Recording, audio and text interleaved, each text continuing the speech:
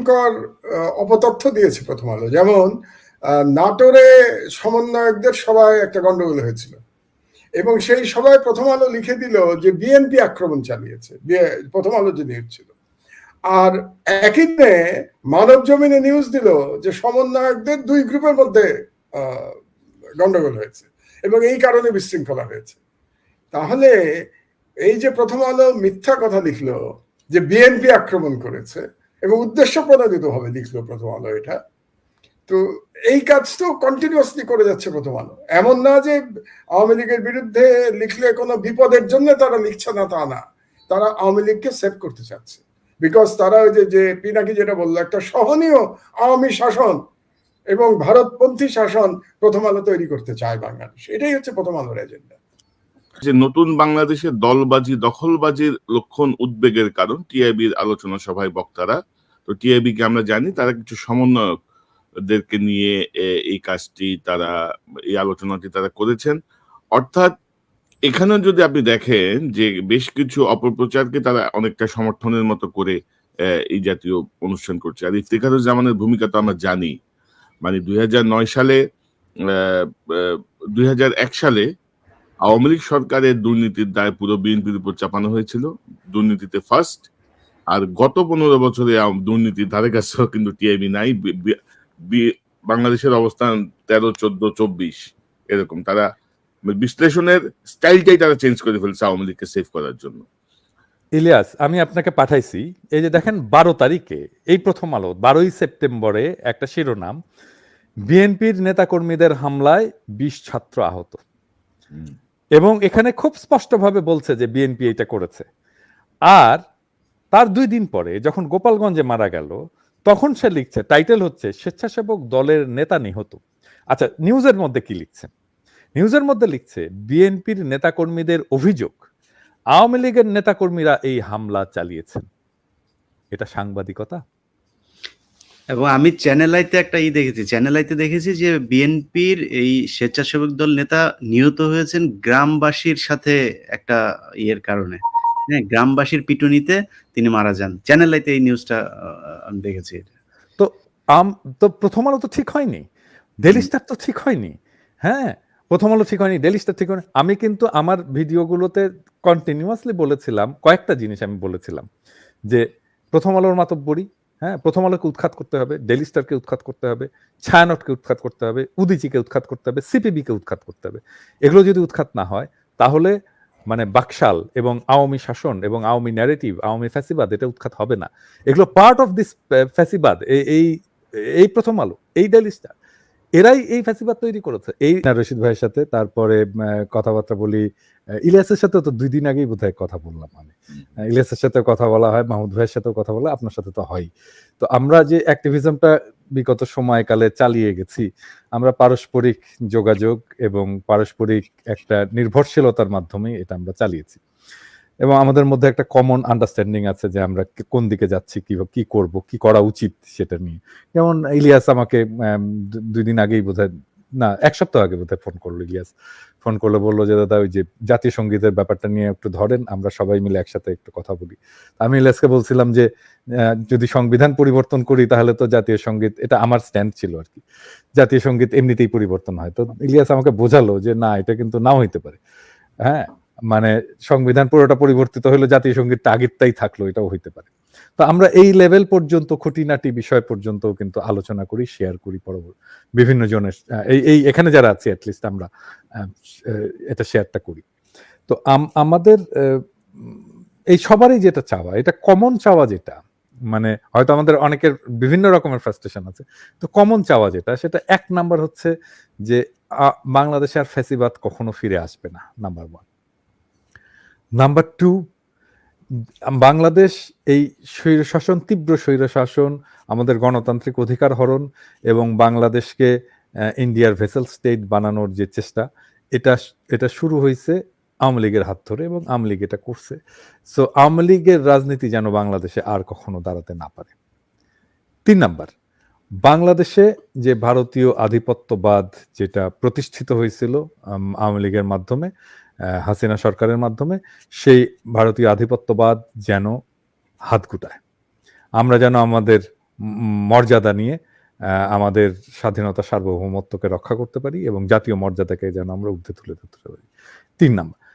4 number, Bangladesh যেন একটা Democratic গণতান্ত্রিক রাষ্ট্র হিসেবে বিকশিত হয়, এর সম্ভাবনাটা যেন সেভাবে বিকশিত হয়। এই 4টা আমাদের আকাঙ্ক্ষা। আমি মনে করি যে এই ব্যাপারে আমরা সবাই এখানে যারা আছি 4-5 জন আমরা সবাই একমত এবং এটার জন্য আমাদের সমস্ত অ্যাক্টিভিজম ডেডিকেটেড ছিল সোফার। তো তারপরে একটা বিপ্লব হলো, এই বিপ্লবটা যে হয়ে যাবে এটা আমি যতই বলি যে আমি অনেক আশা দেখাইছি, মানুষজন আমাকে বলতো যে আপনি তো প্রত্যেকদিন হাসিনাকে ফেলায় দেন। হ্যাঁ আমি দেখাইছি এটা, কিন্তু স্টিল এটা এখন আমার কাছে স্বপ্নের মতো যে এটা সম্ভব হয়েছে। এটা হাসিনা পালিয়ে গেছে এবং আমি ফ্যাসিবাদ পরাজিত হয়েছে এইভাবে। এবং আমার এটা এখানে ইলিয়াস যতই বলুক, ইলিয়াস যতই পেসিমিস্টিক ওয়েতে বলুক, আমি মনে করি না যে আওয়ামী লীগ আর জীবনে স্বনামে বা হাসিনার পরিবার কখনো বাংলাদেশে প্রতিষ্ঠা পাবে, এটা সম্ভব না। কিন্তু ধরেন যে আমরা যে আকাঙ্ক্ষাটা নিয়ে এই কাজগুলো করলাম, সে আকাঙ্ক্ষার কাছাকাছি যেতে পারলাম না, কাছাকাছিও যেতে পারলাম না। মানে আমরা বলি এক কথা, হয় আর এক কথা। আমরা বলি বিপ্লব, সরকার বিপ্লবী হলো না। মাহমুদ ভাই যেটা বললেন যে আমি এটা খুব সহজ ইয়েতে বলছিলাম যে বিপ্লব যদি ব্যর্থ হতো তাহলে কার কার কল্লা যেত এই সরকার? কয়েকজনের যেত, ছাত্র নেতাদের যেত অবশ্যই, আসিফ নজরুলের যেত কারণ উনি মাঠে নামছিলেন, শুভ্র ভাই আর প্রফেসর ইউনূসকে জেলে পাঠানো হতো। এই কয়েকজন 5 জন ছাড়া, 6 জন ছাড়া এই সরকারের আর কারো কিচ্ছু হতো না, যেমন ছিল তেমনই থাকতো। এখনো বাংলাদেশে ভালো করে টকশো করতেন, এটা করতেন সেটা করতেন, যাতায়াত করতেন, কোনো সমস্যা হতো না, দেশ ছাড়তে হতো না, কিচ্ছু হতো না। তো তার মানে এই সরকারের যদি হাসিনার থ্রেট বা বিপ্লব ব্যর্থ হলে এদের কারোই কোনো ক্ষতি হতো না।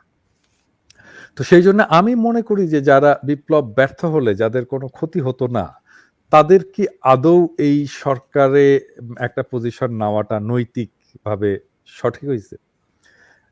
উনি যে আসলেন, সরকারে আসলেন, বসলেন, তাহলে এই যে এত রক্তপাত, এত কান্না, এত অশ্রু, এইটার প্রতি কি উনি জাস্টিস করতে পারবেন?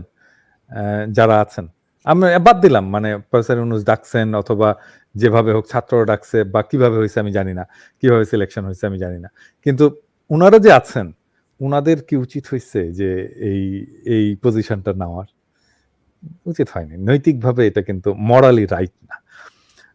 আবার আর একটা জিনিস দেখেন, মানে আমি শুধু মরালি রাইটের কথাই বলতে চাই না, আমি আর একটা জিনিস দেখেন যে কোনো ইনস্টিটিউটের একটা শক্তি থাকে।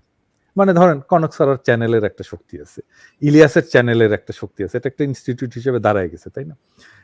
এত সাবস্ক্রাইবার, ইভেন আমার চ্যানেলেরও একটা শক্তি আছে, যে কোনো ইনস্টিটিউটের একটা শক্তি আছে।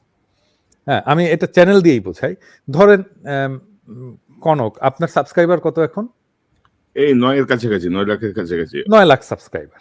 তো এইটা কিন্তু আপনার চ্যানেলের একটা অর্গানিক একটা শক্তি। মানে কনক সার্ভার বাদ দিলেও আপনার চ্যানেলের একটা অর্গানিক শক্তি হচ্ছে 9 লাখ সাবস্ক্রাইবার আছে, যার কাছে আপনি চ্যানেলে যাই তোলেন না কেন, আপ করেন না কেন, একটা নোটিফিকেশন যাবে এবং তাদেরকে দেখার জন্য ইউটিউব নিজের তরফ থেকেই তাদেরকে বলবে যে আসো এখানে দেখো, তোমার এই চ্যানেলে নতুন কন্টেন্ট আপ হয়েছে, তাই না? এটা কিন্তু চ্যানেলের একটা অর্গানিক শক্তি। হ্যাঁ, বাট এইটার সাথে কনক সারোয়ার একজন ফিগার হিসেবে তার শক্তিটা যুক্ত হয়ে এই কনক সারোয়ার চ্যানেলের যে ওভারঅল ইনফ্লুয়েন্স সেটা তৈরি হয়, তাই না? আমার চ্যানেলও তাই, ইলিয়াসের চ্যানেলও তাই। তো রাষ্ট্রেরও সেরকম একটা শক্তি থাকে, অর্গানিক শক্তি। রাষ্ট্রের আমলাতন্ত্র থাকে, তার ব্যুরোক্রেসি থাকে, তার প্রশাসন থাকে, তার ইনস্টিটিউটগুলো থাকে, এগুলো সবগুলো মিলেই শক্তি। এটার পাশাপাশি যখন রাষ্ট্রের শাসক বা রাষ্ট্রের নেতার শক্তিটা যুক্ত হয়, তখন তার ওভারঅল ইনফ্লুয়েন্সটা তৈরি হয়। এখন ধরেন আমি যদি বলি, আমি কারো নাম ধরে বলতে চাই না, ধরেন আমি বললাম যে পররাষ্ট্র উপদেষ্টা, হ্যাঁ, পররাষ্ট্র উপদেষ্টা পলিটিক্যালি কত ইম্পর্টেন্ট, কতখানি ইম্পর্টেন্ট? 0, 0। মানে পলিটিক্যালি উনার ইনফ্লুয়েন্স কি? মানে উনি যদি পররাষ্ট্র উপদেষ্টা না হতেন, উনি যদি রাস্তায় দাঁড়াইতেন, ওনার কাছে এসে কয়জন কথা বলতো, কারা যেত? হ্যাঁ, বা উনি যদি ডাকতেন যে আসেন আমরা আজকে রাজপথে নামবো, আমরা আজকে এইটার ব্যাপারে আমি প্রতিবাদ করব। এই যে ইন্ডিয়া ছেড়ে দিয়েছে মানে উনি উপদেষ্টা না, কিন্তু উনি একজন পার্সন, ইন্ডিয়া ছেড়ে দিয়েছে আজকে আসেন আমরা আজকে প্রতিবাদ করব, বন্যা হয়েছে প্রতিবাদ করব। উনি উপদেষ্টা না, কয়জন লোক আসতো ওনার ডাকে? তো এটাই তো ওনার পলিটিক্যাল ইনফ্লুয়েন্স। তাহলে ওনার পলিটিক্যাল ইনফ্লুয়েন্স কি শূন্য? তাহলে একটা বিপ্লবী সরকারে যদি এইরকম লোক থাকে, তাহলে এইটা রাষ্ট্রের যে ইনস্টিটিউশনাল, যে স্ট্রাকচারাল, যে ক্ষমতা, পাওয়ার, সেটার বাইরে যেতে পারে না, সেটাকে ছাপিয়ে যেতে পারে না। এটাকে যখন ছাপিয়ে যায় তখন রাষ্ট্র এবং ওই সময়ের শাসনটা একটা ফেনোমেনা হয়ে ওঠে।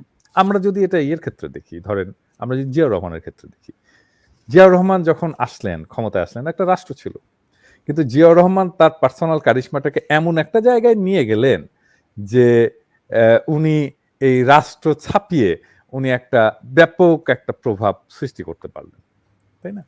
তো সেই জিনিসটা যখন হলো না, তাহলে এই বিপ্লবটা রিডিউসড হয়ে যায়, মানে বিপ্লবের লোক নাই রাষ্ট্রের মধ্যে, রাষ্ট্র ক্ষমতার মধ্যে, এবং এটা বিপ্লবী সরকার হয় না, এবং যারা যায় তাদের পার্সোনাল ক্যারিশমাটা এমন একটা জায়গায় না যে তারা এই রাষ্ট্রকে কিছু দিতে পারছেন, হ্যাঁ, কিছু পারছেন না দিতে।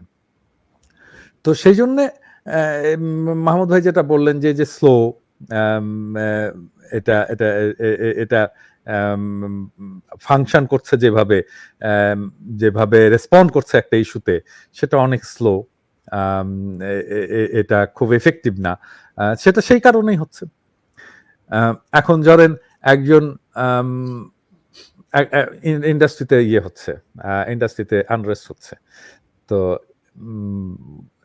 বা আনসারে বিদ্রোহ হচ্ছে, তো আনসারে বিদ্রোহ হচ্ছে, ওইখানে যে যদি স্বরাষ্ট্র উপদেষ্টা যদি যে দাঁড়িয়ে ওদের সামনে যদি কনফ্রন্ট করতে না পারেন, তাহলে তো কি হলো, তাই না? তাহলে তো হবে না। তো তাহলে এই সরকারের এমন লোকজন থাকা দরকার ছিল যেখানে সামনে দাঁড়িয়ে কনফ্রন্ট করতে পারবে এই ইস্যুগুলোতে। হ্যাঁ, তো ধরা যাক, আমি একটা এক্সাম্পল দিচ্ছি। ধরা যাক যে বাংলাদেশের মিডিয়াতে, এখানে যদি কনক স্যার ইলিয়াস যেই ফ্রাস্ট্রেশনের কথা বললো যে এই কাজ করছে মিডিয়া, আমাদেরকে ডেমোনাইজ করেছে, আমাদেরকে অপমান করেছে, ইত্যাদি ইত্যাদি। ধরেন ইলিয়াস বাংলাদেশে আছে এখন, এই মুহূর্তে ইলিয়াস বাংলাদেশে আছে, ও প্রেস ক্লাবে যাচ্ছে, হ্যাঁ, এবং ইলিয়াস মিডিয়াতে আমাদের ভয়েসটাকে এস্টাবলিশ করার চেষ্টা করছে। ইলিয়াস যেভাবে কাজ করতো ওই কাজটা কেউ করছে এখন? আপনাকে মনে হয় ইলিয়াস যদি ঢাকায় থাকতো এই মুহূর্তে এবং কাজে থাকতো, বাংলাদেশের মিডিয়া আজকে যেভাবে প্রথম আলো কাজ করছে, ডেইলি স্টার কাজ করছে, এই কাজটা করতে পারতো? বলেন, আমি অনেস্টলি জানতে চাচ্ছি। ইলিয়াস যদি থাকতো, পারতো না? পারতো না।